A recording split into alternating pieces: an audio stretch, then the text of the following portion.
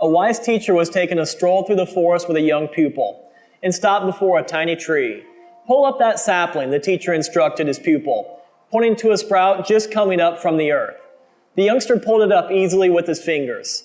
"Now pull up that one," the teacher said, indicating a more established sapling that had grown to about knee-high on the boy. With little effort, the boy yanked and the tree came up, roots and all. "And now this one," the teacher said, nodding to a more developed evergreen that was about as tall as the young pupil. With great effort, throwing all of his weight and strength into the task, using sticks and stones he found to pry up the stubborn roots, the boy was finally able to get the tree loose. "Now," the wise man said, "I'd like you to pull up this one." The young boy followed the teacher's gaze, which fell upon a mighty oak so tall the boy could hardly see the top. Knowing the great struggle he had just had with the much smaller tree, he simply said to his instructor, "I'm sorry, but I can't." "My son, you have just demonstrated the power that habits will have over your life," the teacher exclaimed. "The older they are, the bigger they get, the deeper the roots grow, and the harder they are to uproot. Some get so big, with roots so deep, you might hesitate to even try."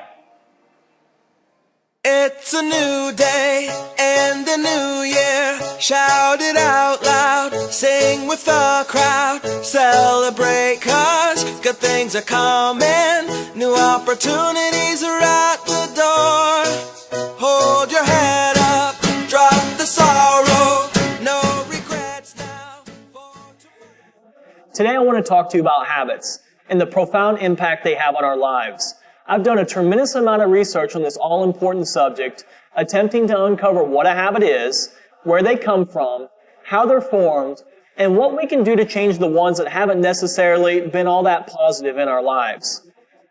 I've broken these videos into several segments because I feel there's an awful lot of information to digest here. Let me begin by giving you the definition of a habit and going over some of the science behind habits, because I found there's a lot of it, and also because I believe it's important that we understand how we're hardwired. Webster defines a habit as an acquired mode of behavior that has become nearly or completely involuntary. And Charles Duhigg, author of the book The Power of Habit, writes, "Habits are the choices all of us deliberately make at some point and then stop thinking about but continue doing." Charles is probably one of the foremost experts on habits, and he believes most of the choices we make every day may feel like the products of well-considered decision-making, but he says they're actually not. They're habits.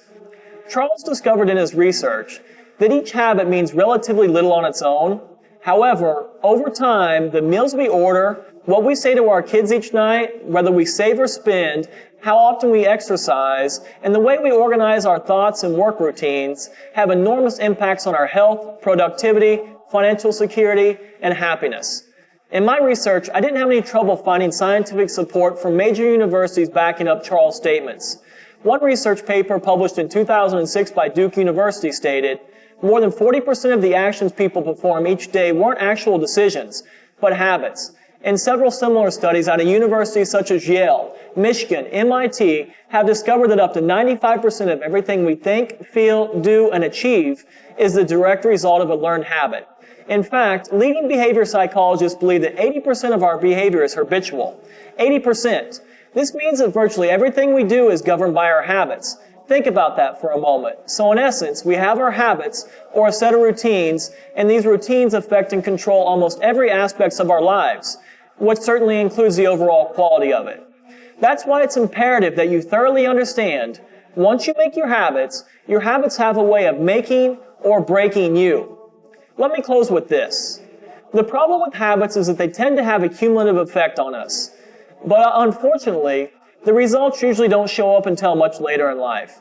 Therefore, if our habits are bad, by the time the damage is evident, it's often too late to alter the results. That's why it's imperative you take control of your habits before your habits take control of you. As always, thank you for watching. I hope I was able to add some value. Please remember to tell your friends about thesecrettosuccess.com, because if you want to keep me around for a long time, you can't keep me a secret.